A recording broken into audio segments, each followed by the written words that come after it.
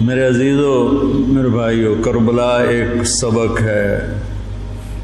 کربلا صرف 10 دن رونے دھونے کے لیے نہیں ہے، ایک سبق ہے کہ اپنی زندگی کو اللہ رسول کے سامنے جھکا دو۔ گردنیں کٹنے کے لیے اللہ ہم سے نہیں مطالبہ کر رہا، وہ انہیں ہستیوں کے لیے تھا۔ ہمارے ذمہ ہے کہ ہم اللہ اس کے رسول کے سامنے سر جھکائیں، مسلم بن کے چلیں، مومن بن کے چلیں۔ اللہ کے واسطے میرے بچوں، اگر میرے شاگرد ہو تو یہ دیوبندی اور یہ بریلوی، یہ جھگڑے نکال دو، اپنے آپ کو مسلمان کرو، مسلمان۔ میں ایک دفعہ ایک جگہ بیٹھا تھا تو ایک بزرگ بیٹھے تھے، کہنے لگے جی آپ دیوبندی ہیں کہ بریلوی؟ تو میں نے کہا جی میں مسلمان ہوں۔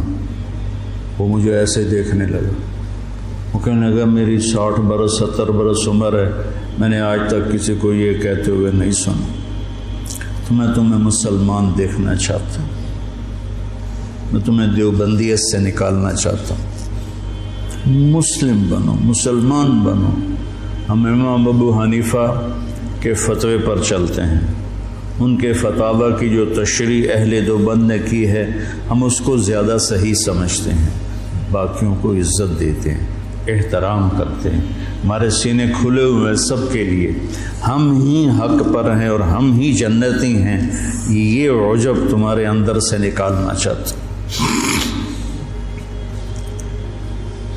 کریم بادشاہ ہے، جس کو چاہے معاف کر دے، ہم ٹھیکیدار ہیں۔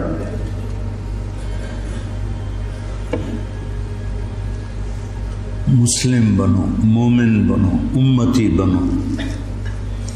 ہم شیعہ ہیں، ہم اہل تشیع ہیں، ہم بریلوی ہیں، ہم اہل حدیث ہیں، ہم دیوبندی ہیں۔ ان الفاظ کو چھوڑ دو بیٹا، پوری دنیا پھرا ہوں کہیں یہ لعنت نہیں، یہ ساری بر صغیر کی پھیلائی ہوئی لعنت ہے۔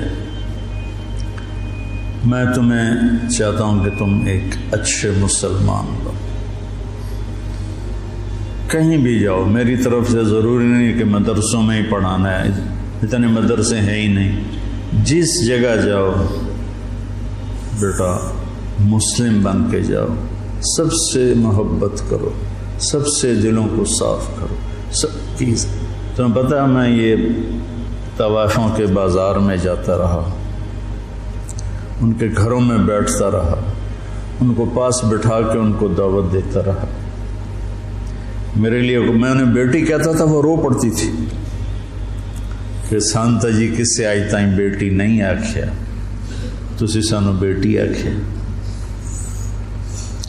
جب مجھے سٹنٹ پڑا اور میں گھر آیا تو ساری طوائفیں مجھے پوچھنے میرے ڈیرے پر آئیں، بری بری، ساری، بوڑھی جوان سب، کہ ہمیں بیٹی آج تک کبھی کسی نے نہیں کہا۔ ایک سے میں نے کہا اپنی بچی کی شادی کر دیں، کہنے لگی آپ کو رشتہ تلاش کر کے دیں۔ میں نے کہا تو خود تلاش کر، کہ مولانا صاحب طوائف دے کوٹھے تے رشتہ لین کون ہوندا؟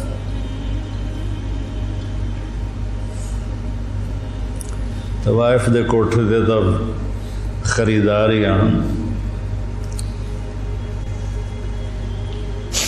طوائف کو طوائف کس نے بنایا؟ وہ اسی طرح میاں صاحب ہے اور اس کے ماتھے پہ طوائف کا ٹیکا لگ گیا۔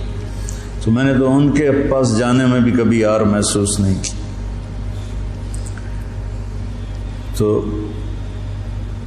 اپنے ذہن کو کشادہ رکھو، ٹھیک ہے؟ مسلم بنو، مسلم، اس پر اپنے آپ کو قائم رکھو۔